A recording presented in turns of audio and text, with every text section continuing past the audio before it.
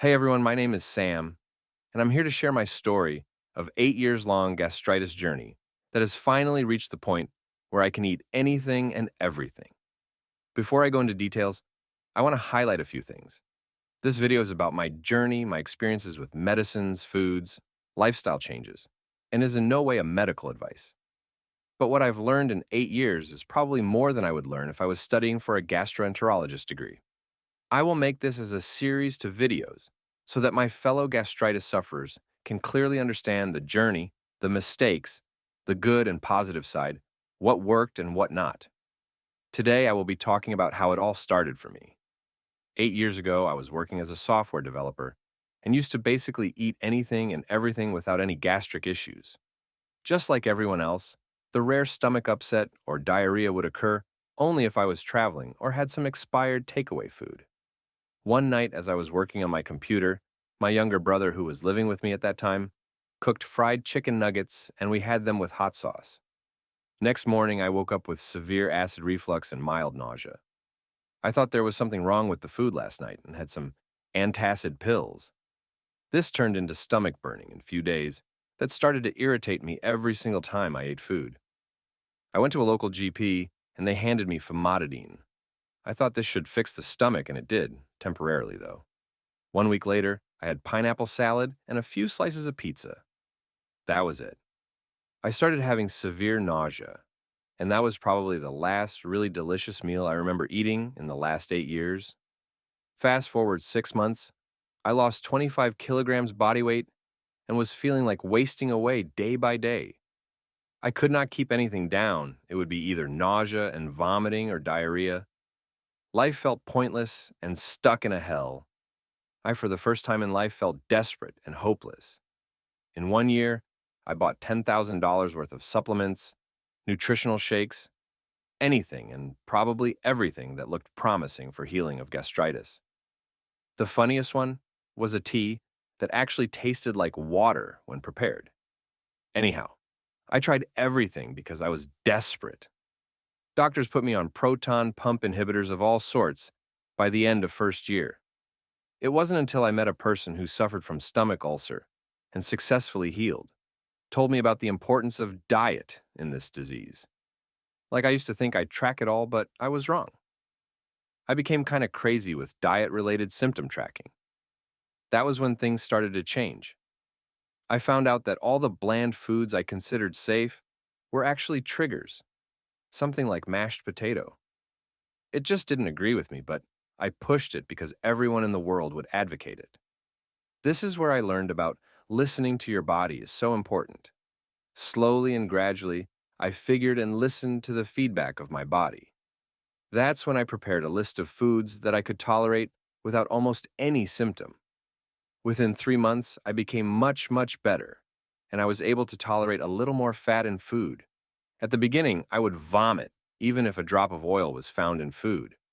That's how worse I was. So I healed from that severe flare-up of my life after 20 months of misery. I lived a great stress-free life for another 1 year. But, as they say, time changes everything. I found myself in the midst of hell again. This time it was brought on by stress, which made me eat things that I never would normally. For example, relationship stress made me binge eat sugary foods and fried foods. You may be wondering, how does that work? I researched and found that cortisol is increased during stress, and it stimulates acid. So, you constantly feel anxious and hungry. The hunger was constant, and I would eat anything in sight. This time, I thought I know what I need to do to overcome gastritis. But I was wrong again. I jumped onto the PPIs, thinking they were the difference maker last time, along with food. So I took the purple pill for like 9 months straight at 40 milligram dosage. My symptoms became worse, and I felt that I'm back to zero as I was a few years before that. After realizing that medication is not the cure, but diet was, I slowly weaned off my medication and incorporated chamomile to deal with anxiety. It took me another 6 months to calm down the situation and feel better. So that flare-up took a little less than 1.5 years to heal. But the fact that I kept my medication dosage really high masked my symptoms, and at the same time, my real healing was hiding too. When I was weaning off, I could feel the true situation of my stomach and would eat accordingly. For example, while taking medication, I could eat a big bowl of oatmeal, but that was the mask. In reality, I would not be able to tolerate that much in one sitting. Hence, it was important for me to know exactly how much I could eat and still heal. After recovering from that flare up, I promised myself to not indulge in bad foods for a long, long time. I had a pretty good time, honestly, after healing from that trauma, and spent another 2 years of gradual food introduction. I was able to tolerate chocolate, pizzas, burgers, fries, high fat foods, coffee, and everything people usually love munching on. Personally, I like desserts, so it was amazing to be able to tolerate all that. So I had no issues for more than 2 years, and then something happened. I got sick due to flu, and the flu medication was quite strong and rough on my body. In fact, doctors suspected it to be COVID, but I was negative for that. With the flu medication, I felt my stomach breaking down day after day. It was like my healing was being canceled by these medicines I was taking. My flu was gone by week 2, but my stomach was back to like 25% of what it used to be.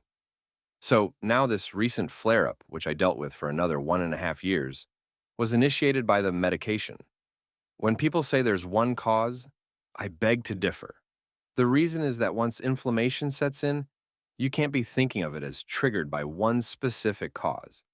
It is like an open wound that will be hurting like hell, even if someone blew hot wind above it. So, once the inflammation sets in, it is important to take care of your stomach forever. I personally don't believe in a forever cure because suffering is tiring. Healing is a long journey. A silly mistake is not worth wasting all of it. But who can deny the healing? The journey from vomiting to eating everything is a sure sign of healing. However, do we get the license to eat anything beyond limits? I don't think so. So fast forward to this flare up that I intentionally dragged for over a year, doing a week or so of clean diet and then going back to triggers. Well, because I was emotionally drained and also worked up at office. It took me 1 year to regain the willpower to do a round of clean diet for 90 days. I'm 8 weeks into this, and I can tell you it's healed again. I had to attend a few official events in last couple weeks and tried things that I felt my body can handle, but were not bland by any definition. They went down fine, and I gained some weight too. This is a story where I learn again and again about the importance of patience, willpower, and the right diet. We all want to fix everything tomorrow, but it requires patience to understand the issue and make an action plan.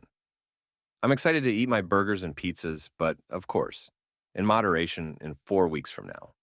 But I can already eat high fat and fried foods, and this feels like a difference I'd pay millions for. I'll make a separate video about the specific foods I had during all those years and this time to completely recover. I've tried my best to keep this video short, but I hope if there's one lesson you get out of this today, it is that you can heal, but you need to be patient. You need to give it time. The good times will come back, but you need to listen to your body. You need a clear action plan, a clear diet too. What that diet could be, I will share my experiences in a couple days in a new video. I'd love to connect with you also. Please comment and let me know your questions or feedback. Also subscribe if you would like to know my exact diet and lifestyle changes that enabled me to enjoy the foods and life again. Thank you for listening. Signing out for now. See you all later. Heal soon.